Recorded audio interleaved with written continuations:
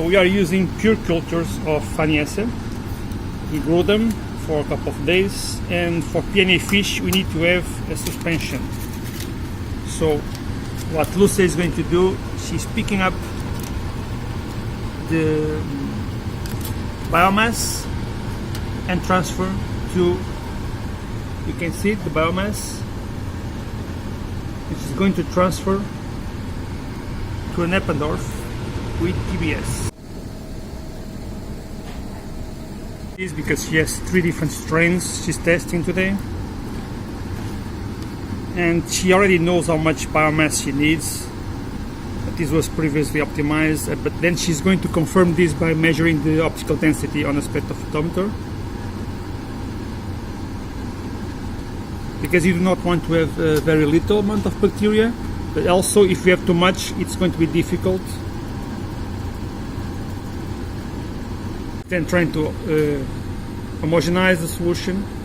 You can see there are some clusters there, but by pipetting up and down this will make the bacterial very homogeneous.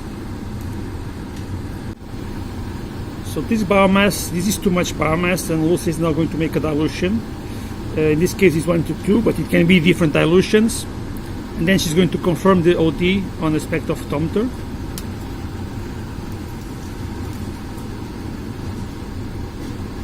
We need to go to a spectrophotometer just to adjust the OD. This is turned off yet. Lucy is doing something else. So now Lucy just measured the OD, and she's making the calculations to see how many times she needs to dilute those samples to have a final OD of 0.1. So on this scheme you can see she's dividing the samples in 2 different sets. Saying she's doing this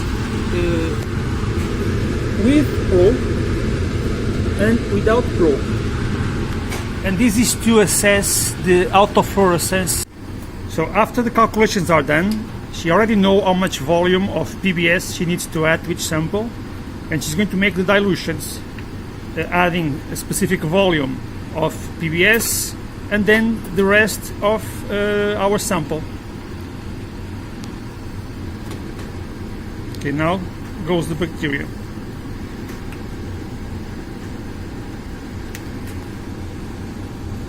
So you see that you have bacteria there. It's not that concentrated, it's not that thick, but you have bacteria.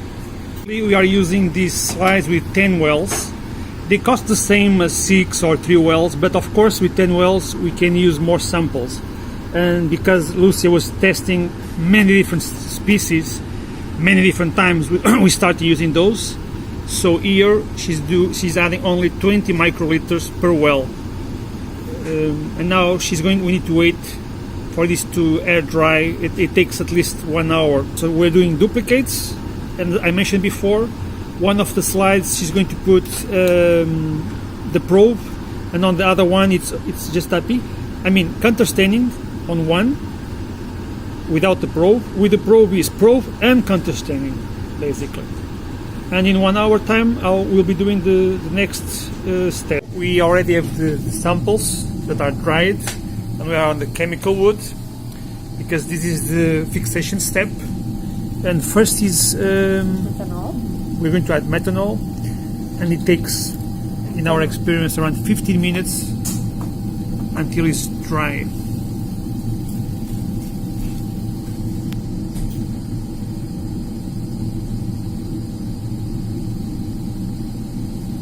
So even after 15 minutes we can still see it's not 100% dried, but Lucia says it's okay. Most of the liquid has evaporated. So now the second step is performaldehyde. So it's again the same procedure, just adding 20 microliters and wait to air dry. Okay, so 10 minutes have passed, but on this case you can see that it really does not dry. So you can see the liquid, I think. And Lucy is going to use a piece of paper to remove the excess liquid, because this, at least in 10 minutes, it does not evaporate. So the final stage of fixation is with ethanol. 50%. And this will be also for 15 minutes. Again, I'm not sure if you can see, but there is some liquid. So Lucia again is going to remove all liquid excess before adding the probes. We are going to wait 15-20 minutes, it depends, until it's completely dry. Okay, so at this stage the samples are being fixed and Lucia is going to add the probe. In this case it's just one probe, the Prevotella bivia. Although I'm not sure if you can see, we turned off the lab lights, so it's a bit darker here. It's not completely dark, but at least there is no, the lights are turned off, because as you know the probe is sensitive to light. So Lucia just added the PNA probe. Now she's putting the glass. Now it's closed. Both the probe and the hybridization solution are going to be placed on the incubator. So we're going to incubate this for 90 minutes. After 90 minutes, we need to make the washing. So Lucy is taking this from the incubator. If the lights turned off, and the slides are being placed on these apparatus.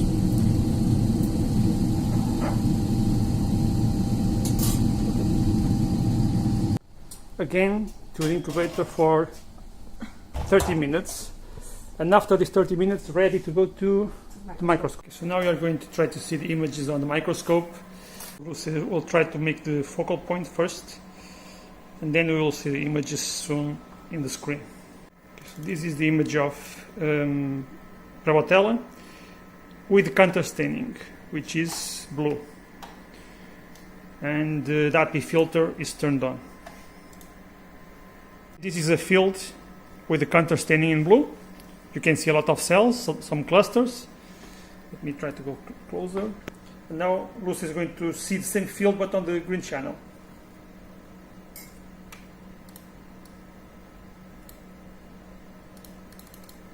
Okay, so the different channels require slightly different adjustment on the settings. As you can see on this image, the counter staining normally has more signal than the fish, but still you can clearly see that the probe is working. This is not required. One of the experiments Lucy was doing, trying to see if there was an impact on the DAPI staining on the probe. She had some slides that was added only DAPI. You can see there is a lot of bacteria, but now when you change to the green signal, there is no probe there. So you don't see anything.